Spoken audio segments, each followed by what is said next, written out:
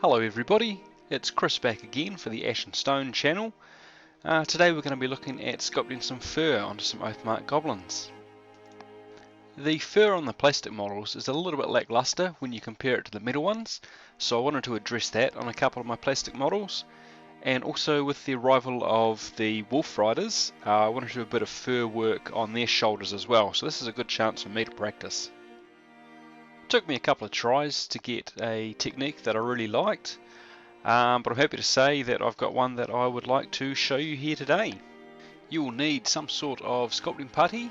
I'll be using Procreate, no particular reason, it's just what I have on hand. You'll need a sculpting tool with a blade on one end and a little spoon on the other end. And you will need a hobby knife of some description. After mixing up some putty, we're just going to push that onto the back of the goblin. We'll then grab the spoon end of the modelling tool and we'll just sort of smear and smush that down the back and across the shoulders to make sure that we've got the putty where we want it. The main thing to keep in mind is that you want to leave a reasonable amount of thickness because we're going to need that to define the fur. So don't press it in too much and don't try and blend the edges into the rest of the model at all. Leave it on there fairly thick.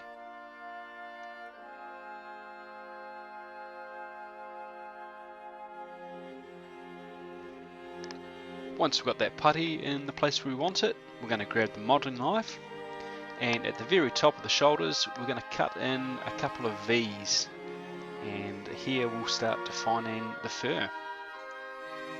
Grab the blade end of your modelling tool and we're going to work around the edges of the V's we just cut in to try and raise that middle section up and add a bit of volume to the fur.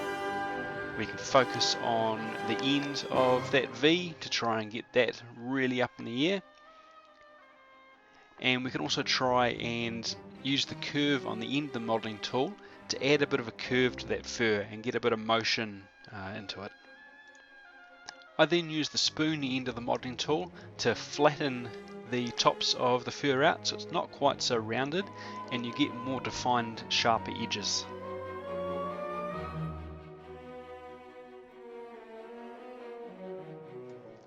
Back to the blade end of the tool and I'm going to cut in another V for another tuft of fur, and using the same sort of technique we're going to raise that out to smooth it off. Then I just switch back and forth between the ends of the tool just to refine that tuft into a shape I like.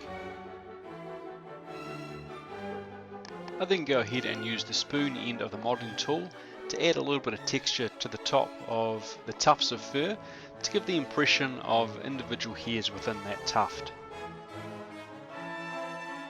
And as we carry on, I'll just continue going back to the work I've already done to refine the shape and make sure that everything looks good together.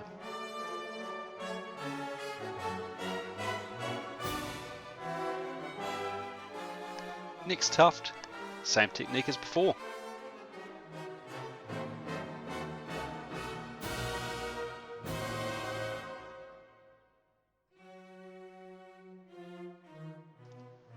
Around the back of the neck is a bit messy. At this stage I'm really just roughing in some lines that I may or may not use for fur tufts later on.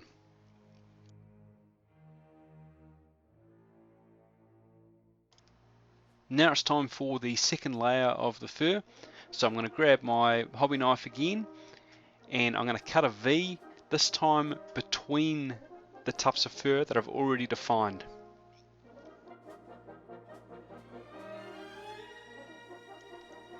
And then I begin to just rough in the tufts between the ones I've already got, work my way around the model, and then I'll go ahead and create more tufts in between those ones we've just roughed out in order to make a nice thick pelt.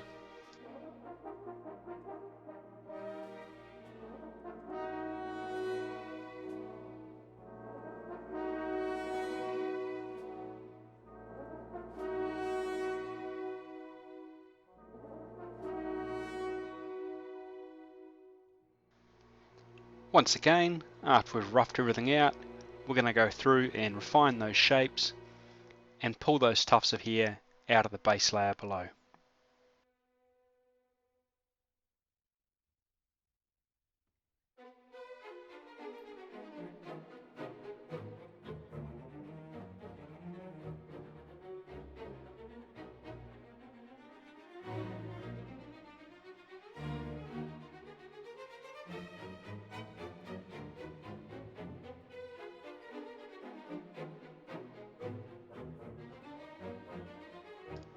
One of the big things I've found to make sure that your fur looks natural is to make sure that all of your tufts have a little bit of a curve or a little bit of a wave to them. That way it makes it look more chaotic and more natural. After all, there's nothing straight in nature.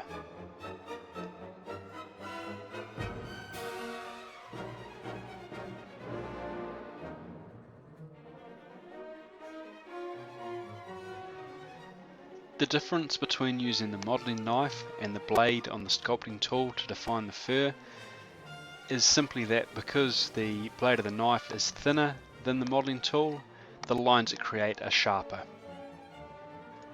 When sculpting fur or other soft objects, that sharpness isn't critical, so I'll use either or tool to help me define the shape. But if I was doing something harder, like metal, such as armour or something like that, I'd prefer to use the knife to keep those sharp edges.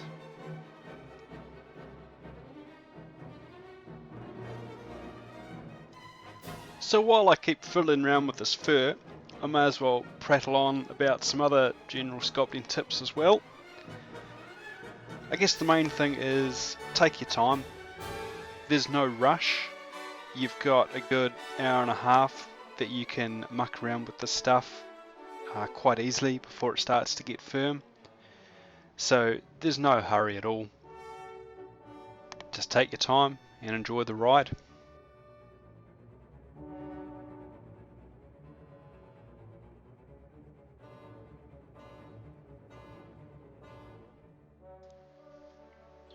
One of the big differences between Procreate and other putties, like for example green stuff, is that Procreate is not as sticky as green stuff is, which is both a blessing and a curse.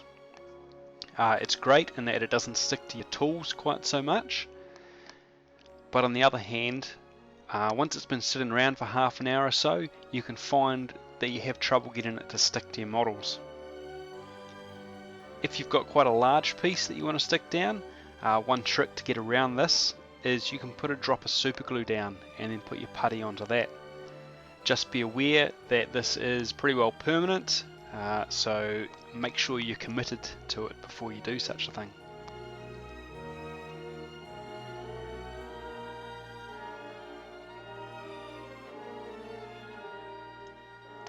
If you find that your putty is too sticky and your tools are sticking to it too much, the simple solution is to just rub the tool on your nose. Not in your nose, on your nose. Seriously. The natural oils that your body produces make the perfect lubricant for working with epoxy putties. It just so happens that the nose is a great place to grab it from. So there's no need to go out and buy an expensive tub of lubricant for working with epoxy putties, because you've got a whole lot of it right there on your face.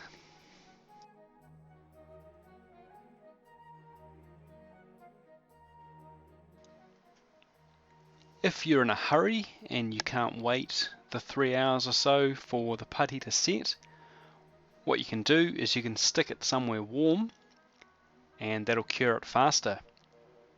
So on a windowsill in direct sunlight, or even under a lamp, will cure that putty a whole lot faster.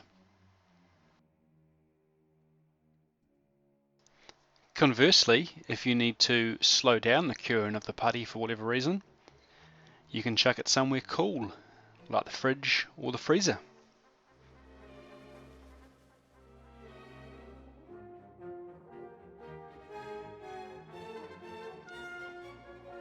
And then back to the goblin. So I've almost finished up here. The last thing I really need to do is clean up the excess putty at the edge of the fur. So I'm just going to do that either with modelling tool or probably easier with the hobby knife, and we're just going to cut away those little triangles at the bottom of the putty between the last couple of bits of fur to tidy up that edge.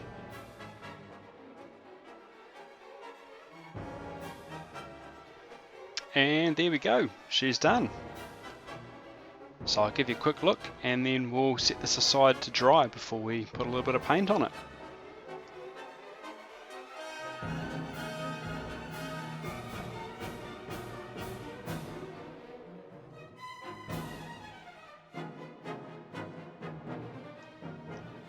bit of paint, bit of wash, bit of highlighting, and here you are. All up, the sculpting took me about 10 minutes, so it's a pretty quick way of just adding some extra detail and pizzazz to your models. Anyway, I hope that's been helpful to you lot, and we'll see you all next time.